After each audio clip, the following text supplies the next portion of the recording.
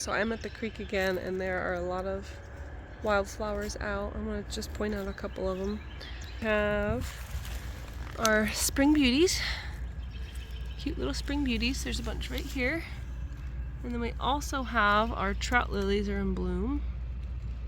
There's the trout lilies, they kind of hang, but I just love the leaves. These are the trout lily leaves, they're like camo. There's some more of them. There they are.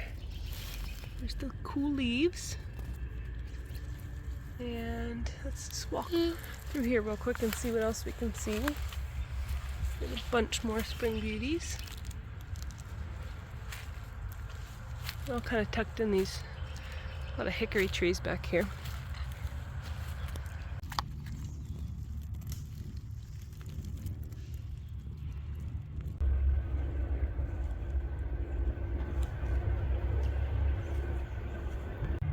Okay, over there in the distance you can see the Virginia bluebells in bloom.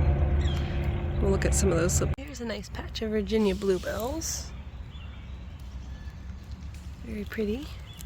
I have seen these in pink as well. There's those. These are one of my favorites.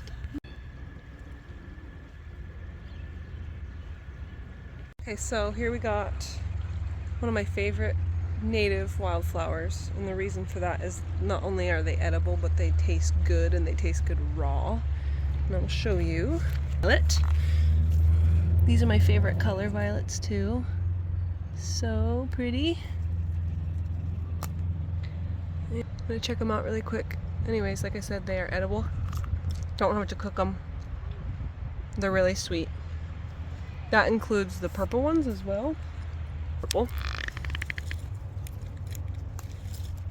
Also delicious.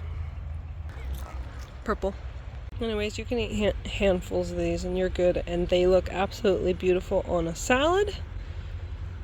And pick some stinging nettle today, and we're gonna take it home, cook it up. Maybe I'll throw a few of these on top to make it look cute. I'll show you how I cook my stinging nettle. So stinging nettle is actually really good for things like arthritis, which a lot of people have, and you can make tea out of it. Today we're just gonna cook it up on the stovetop with some oil and salt, and it's actually pretty good.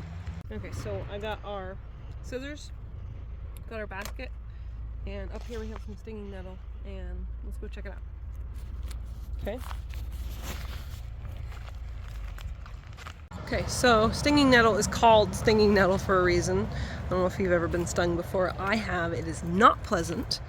And you will know based on the little tiny hairs that grow on this plant. It tends to grow like edges of woods and meadowy areas. So this is kind of the area where I get mine. There's some right here. I'm gonna get it closer to the pathway so that we don't get ourselves stung by it. Here's our stinging nettle. I'm not gonna touch it. I have some scissors. I don't know if you can see the little hairs growing on it there. Get it to focus. Those little tiny hairs, that's the part that stings you. The leaves are gonna grow in opposites. So there it is, opposites from each other.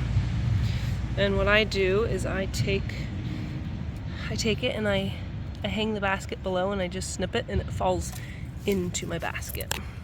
Okay, so I'm gonna face it like this, snip it straight into our basket. Like that, we're gonna fill up this basket and we'll take it home. So I rinsed our nettle, which is good because there was a buggy or two in there, and I added some coconut oil in the pan. Once it starts shrinking down, it's gonna be like cooking spinach, and you're going to add some salt, and that's it. You're done. It cannot sting you once it's cooked. I did add a tiny bit of water. I'm gonna salt them. I figured the water is kind of gonna saute them a little bit, but they, like I said, they do have a very spinachy taste.